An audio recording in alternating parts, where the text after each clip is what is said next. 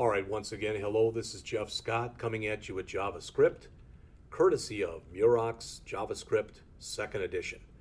We're in the middle of Chapter 8 in Section 2, and I'm on page 244, the Invoice Application. All right, this shows a web application that calculates a discount amount and a total for an invoice.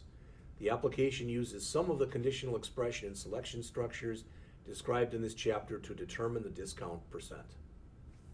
So, for instance, if I said your discount is $40 or 40% and you paid $160, you'd multiply, or $159.99, you'd multiply that by 0.4 and that would be your discount. When I take this and subtract the discount from it, you get this. All right? Kind of quick, but hopefully that makes sense to you.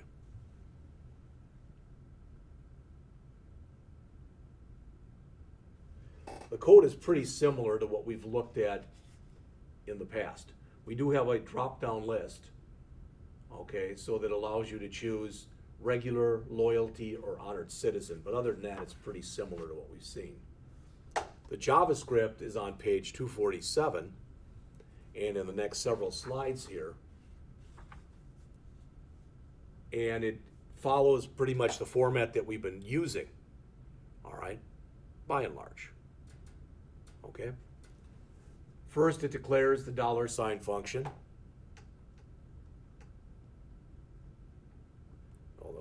Although they're not showing it there. Then we've got our discount percent, which is the function used to calculate the discount. Then it declares process entries.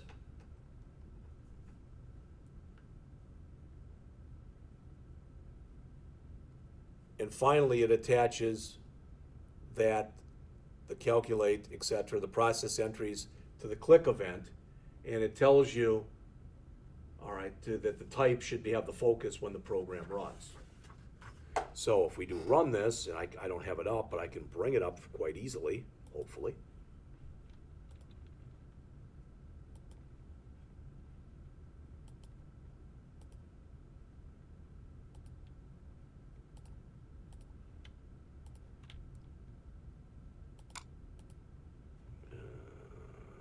Maybe not that easily.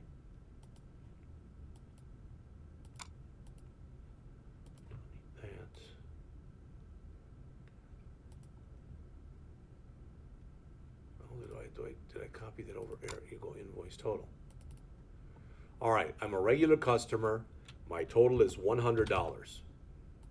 All right, I get a 10% discount, meaning it costs me $90. All right, I'm in the loyalty program. It's $100. So I get a 30% discount. I'm in the honored citizen program and it's $100. So now I get a 40% discount. Now that should make sense to you taking a look at it, okay? All right. The chapter ends starting on 248, 250, 252, talks about loops. And we've, in many ways, kind of beat loops to death. But this is a while loop. It's a while loop that basically says, let's see, while it's not equal to 6, add 1 to rolls. Number of times to roll a 6. It's a while loop that counts dice rolls until the 6 is rolled. So if you put this in there and you wanted to know, you could actually take this while loop, put it into a for loop, and have it run 1,000,000 times and find out during those 1,000,000 times how often 6 was the number that was generated, as an example. So as you know, the while loop is a pretest. It executes a block of statements within its braces as long as the conditional expression is true. All right? So this is a nested while, a while within a while. Well, I showed you that clock example, so I don't think we have to go through this one. Here's a do while. Remember, with a do while, unlike a while loop, a do while is a post test. So you don't make the test till the bottom. So you always run through the do while at least once. All right? There's a for and the same thing written as a while. Most people prefer, when they have their choice, using a for loop because it's less code. That said, all right, that said, Some people like this because they find it easier to read. It's all a matter of taste. Here's a simple example that displays all the even numbers from 2 to 10. Here's an example that reverses a string. So notice JavaScript backwards is this. Here's one to display all the factors of a number, and another one to figure out whether or not a number is prime. So you can use this for a lot of different stuff. And the last thing that's in here is they talk about the break. So hopefully I wrote this before, but in case I didn't, I'm just going to put it in here now. All right, well, I don't know why I closed that, but I did.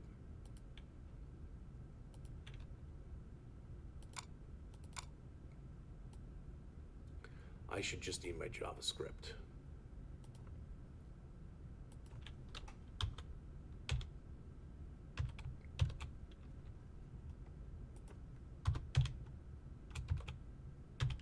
All right, what's going on here? Oh. So, change that.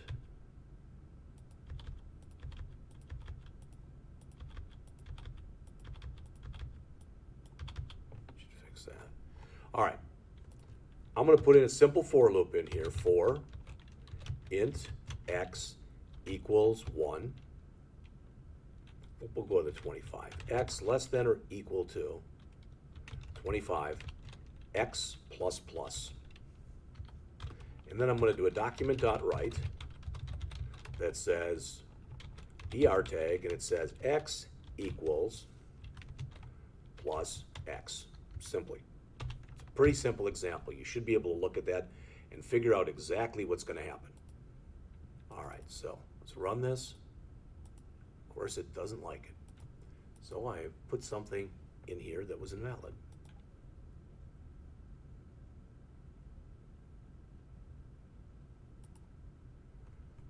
For, not int, var. It's a different language, sorry. Let's try that again. All right, pretty obvious what's going on there.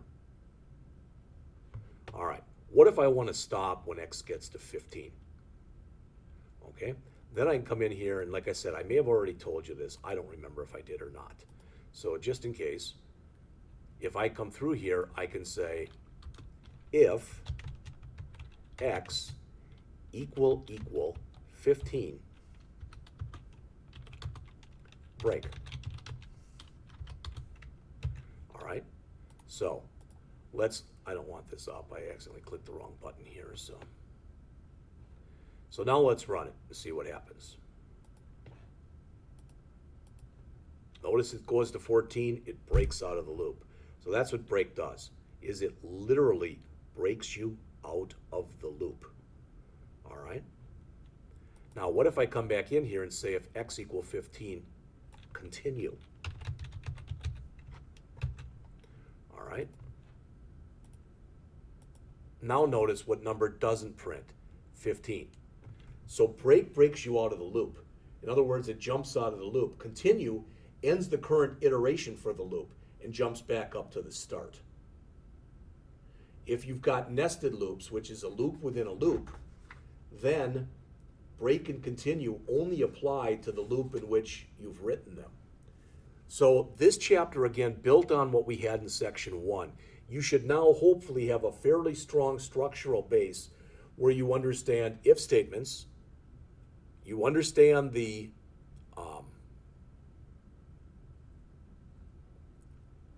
switch statement, and you understand the for loop, while loop, and do while loop. I want to do one last thing. And then we'll put this one to rest. This is fine for my control statements. I'm going to actually get out of this. But just to show you one more time, I'm going to go back here, and I'm going to find my odds and evens. Copy. And I'm going to put them in my chapter 8 here, right there, paste. All right, I'm going to do a little bit of rewrite on my odd and even. All right, I don't want the HTML, I want the JavaScript. All right, so remember we said if the number is divisible by 2, even is true, Otherwise, even is false. All right, if even, do this, else do this, which is totally fine.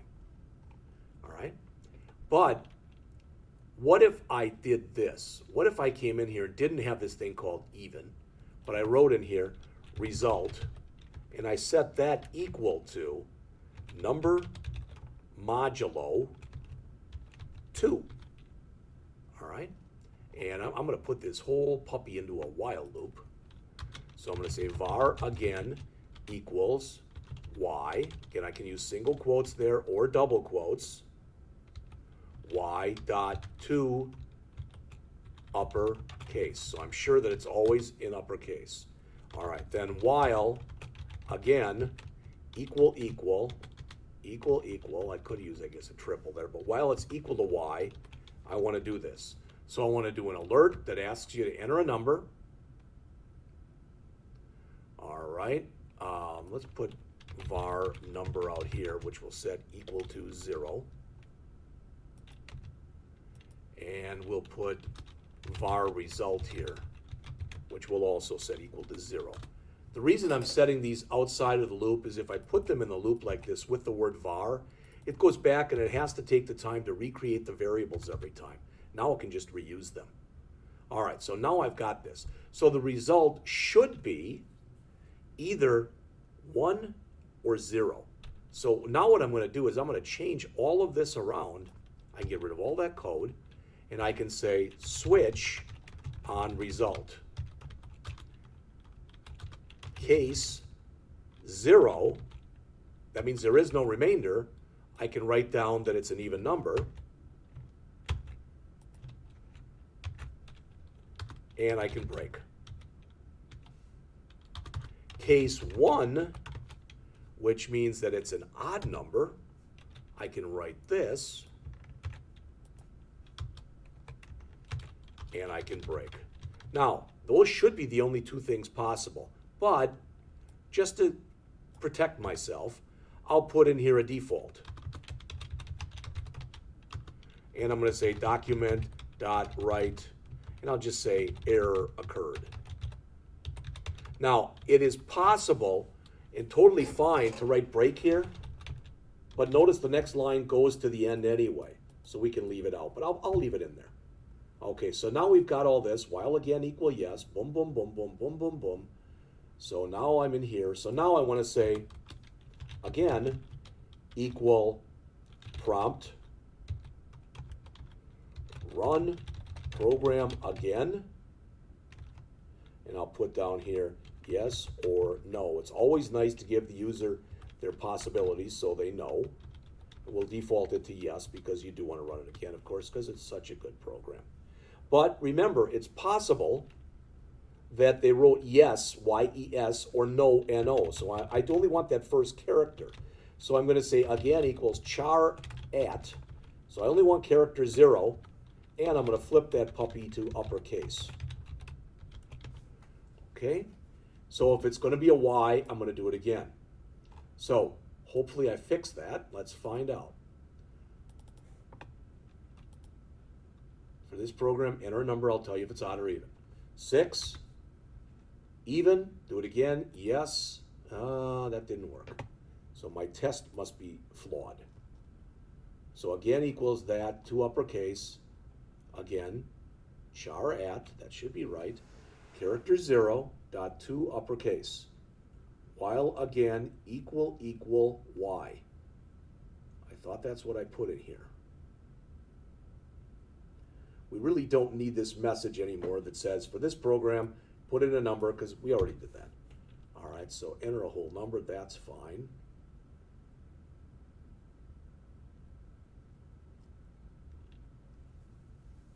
Modulo 2, that's fine. 0 or 1, 0 to this, break, 1 to this, break, default. Again equal prompt, run program again, yes or no.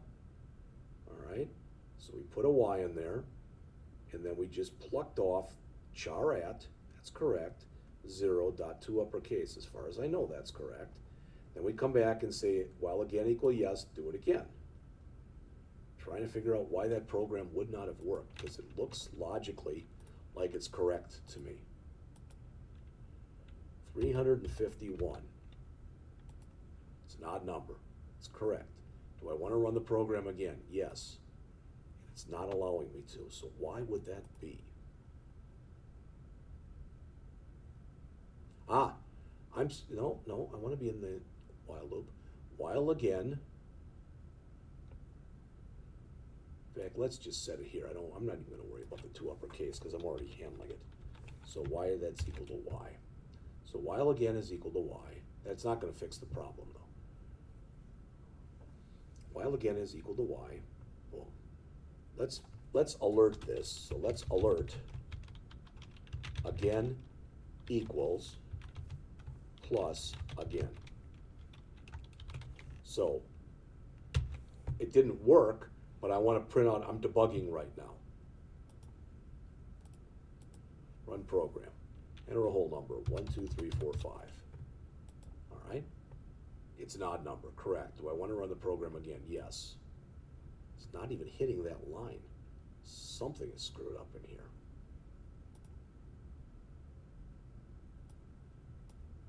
Again equal, it's doing the prompt. Again equal char at 0 dot 2 uppercase. Don't know why it would have a problem with this line, but it evidently it does right there. All right, we're going to do this. We're going to say, well, char equals that, and var char. That's a keyword. I don't like using that. First equals. We'll put nothing in there. All right, so this will be first, and we'll say first. Oops, that's the one I was working on previously. Sorry about that. So we'll say first equals char at equals again dot char at 0 dot 2 uppercase, and then we can say what first is equal to here. It's funny, I ran this to try to show you a case statement that had an example with numbers in it. All right, now I really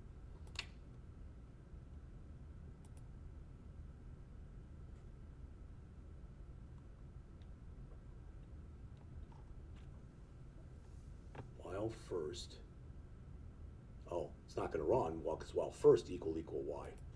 We'll say y. And again does not have to have a value now. Well, that's the way I should have done it. First has a value of y, so while it's equal to y. That should work. All right, enter a number, 45. 45 is an odd number. Do you want to run it again? Yes. First is y. So now it is asking me. So somehow it didn't like what I put in there. 6. It's an even number. Run it again. 333. It's an odd number. Run it again. 6. Run it again. No.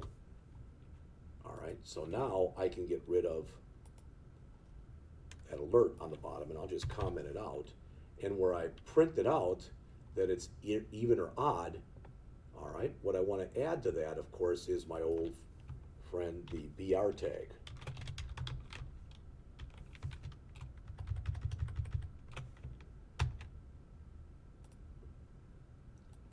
Right there.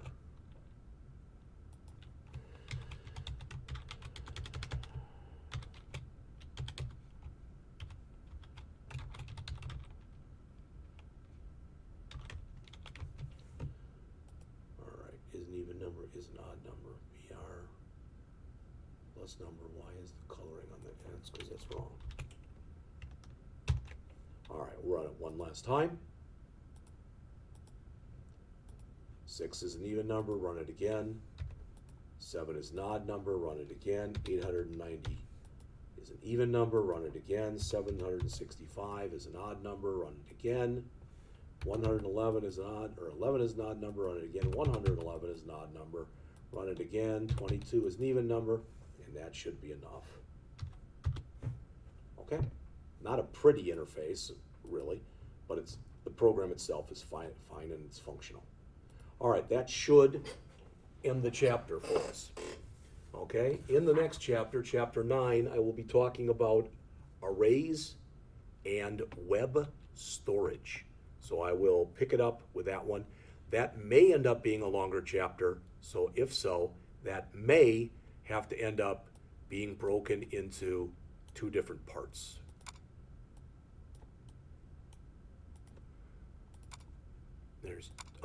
We got to do a task list in here. Those are always fun. All right, so I'll be back with that shortly.